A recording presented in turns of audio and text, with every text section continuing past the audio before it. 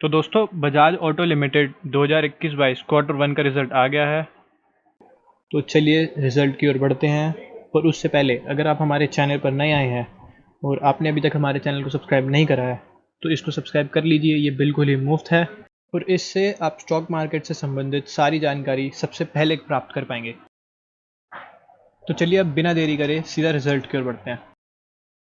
तो गाइस जो रिज़ल्ट है वो करोड़ में दिया गया है। तो चलिए अब सीधा टोटल इनकम पे चलते हैं कंपनी के। गाइस कंपनी को इस क्वार्टर में जो टोटल इनकम हुई है वो है 7,715.34 करोड़, जो कि पिछले क्वार्टर में थी 8,879.7 करोड़ और लास्ट ईयर थी 3,417.12 करोड़। तो कंपनी को इस ईयर में जो लास्ट ईयर के अकॉर्डिंग जो टोटल इनकम है वो ज़्यादा हुई है, लेकिन अगर हम पिछले क्वार्टर से कंपेयर करें तो कंपनी को इस क्वार्टर में टोटल इनकम में गिरावट हुई है। तो अगर हम टोटल एक्सपेंस की कंपनी की बात करते हैं तो कंपनी को इस क्वार्टर में टोटल एक्सपेंस हुआ है 6,332.62 करोड़ का, जो कि पिछले क्वार्टर में था 7,140.21 करोड़ और लास्ट ईयर था 2,735.45 करोड़। जैसा कि आप देख सकते हैं कंपनी का इस बार का एक्सपेंस लास्ट ईयर से 3 टाइम्स हो गया है लगभग, पर अगर हम पिछले क्वार्टर से कंपेयर करें तो कंपनी को इस बार एक्सपेंस भी कम हुआ है। तो अब अगर हम कंपनी के प्रॉफिट्स की बात करते हैं तो कंपनी को टैक्स पे करने से पहले प्रॉफिट हुआ था 1,382.72 करोड़ का इस क्वार्टर में, जो कि पिछले क्वार्टर में था 1,739.49 करोड़ और लास्ट ईयर था 681.67 करोड़।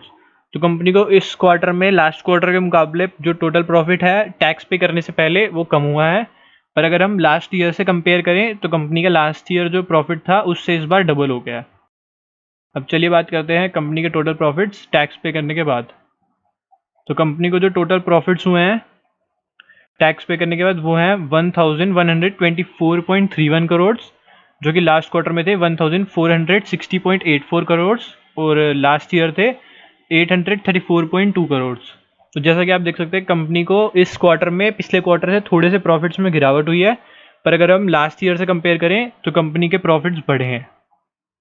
तो कंपनी का अर्निंग्स पर शेयर की बात करी जाए तो कंपनी को इस क्वार्टर में 36.7 रुपीज़ की अर्निंग हुई है पर शेयर से, जो कि पिछले क्वार्टर में थी 46.1 रुपीज़ पर शेयर और लास्ट ईयर थी 18.3 रुपीज़ पर शेयर।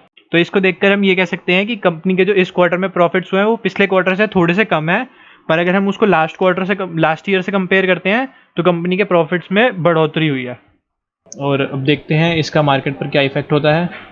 अगर गाइज आप हमारे चैनल पर नए आए हैं तो चैनल को ज़रूर से सब्सक्राइब कीजिए और प्लेलिस्ट सेक्शन में जाकर आप देख सकते हैं जितने भी रिजल्ट्स की वीडियोस हैं, आपको सारी लेटेस्ट रिजल्ट्स की वीडियोस वहीं पर मिल जाएंगी। तो चलिए अब हम मिलते हैं अगली किसी वीडियो में, तब तक के लिए बाय बाय।